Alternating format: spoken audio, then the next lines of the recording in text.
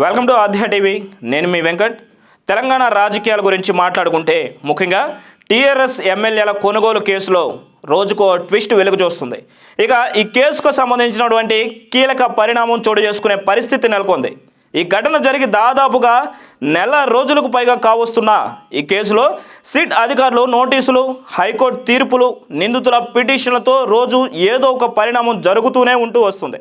మరి రాష్ట్రంలో టీఆర్ఎస్ ఎమ్మెల్యేల కొనుగోళ్ల అంశం సంచలనం రేపడం అనేది మనం చూస్తూనే ఉన్నాం. అలాగే బీజేపీ అగ్రనేతల హస్తం ఉండడంతో ఇది కాస్త చిల్లికి గాలివాన అయ్యే పరిస్థితి ఏర్పడుతుంది. ఇక ఈ కేసులోని ప్రతి స్టెప్ కూడా హాట్ టాపిక్గా మారుతుంది ఇక తెలంగాణ రాజకీయాలు. ఇక తాజాగా ఈ కేసులో మరో కీలక పరిణామం చోటు చేసుకుంది. బిఎల్ సంతోష్, తుషార్ శ్రీనివాసులను ఈ కేసులో నిందితులుగా చేరుస్తూ సిట్ దాఖలు చేసినటువంటి మెమోను మంగళవారం ఏసీబీ కోర్టు కొట్టివేసిన విషయం తెలిసిందే. మరి ఏసీబీ కోర్టు తీర్పును సవాలు చేస్తూ నేడు హైకోర్టును సిట్ సంప్రదించింది. మరి ఏసీబీ తీర్పును వ్యతిరేకిస్తూ హైకోర్టులో లాంచ్ మోషన్ పిటిషన్ సిట్ దాఖలు చేసింది. మరి ఇలాంటి పరిస్థితుల్లో సిట్ అధికారులు పిటిషన్ను విచారణకు అంగీకరించిన హైకోర్టు మధ్యాహ్నం 2:30 గంటల తర్వాత వాదనలు జరుపుతామని స్పష్టం చేసింది. ఇక జస్టిస్ నాగార్జున బెంచ్ ఈ పిటిషన్పై విచారణ చేపట్టనుంది. మరి అవినీతి నిరోధక చట్టం ప్రకారం లా అండ్ ఆర్డర్ పోలీసులు లేదా సిట్ పోలీసులు దర్యాప్తు చేయడానికి ఎలాంటి అధికారాలు ఉండవని ఏసీబీ ప్రత్యేక కోర్టు స్పష్టం కూడా చేసేసింది ఈ అంశం పైన. మరి ఈ కేసును విచారించడానికి కేవలం ఏసీబీకి మాత్రమే అధికారాలు ఉన్నాయని తన తీర్పుతో స్పష్టం చేసింది.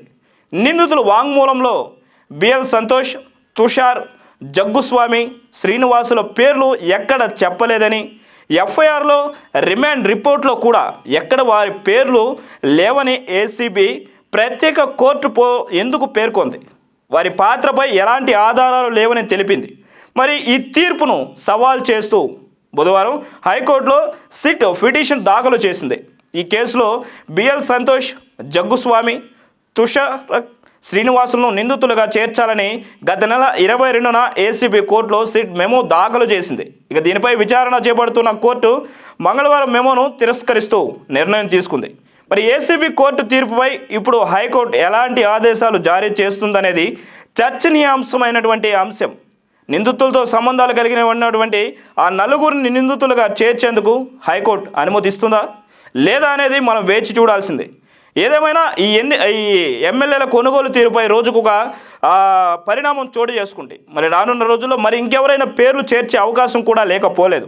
మరి దానికి సంబంధించినటువంటి కొంతమంది రాజకీయ నాయకులు కానీ మరి దాంట్లో ఉండేటువంటి కొంతమంది వ్యక్తులు కొంచెం దానికి ఎదుర్కొనేందుకు సిద్ధంగా ఉన్నారనేటువంటి కొన్ని మాటలు కూడా బయటకు వచ్చేటువంటి అంశాలు మనకు తెలుస్తూనే ఉన్నాయి.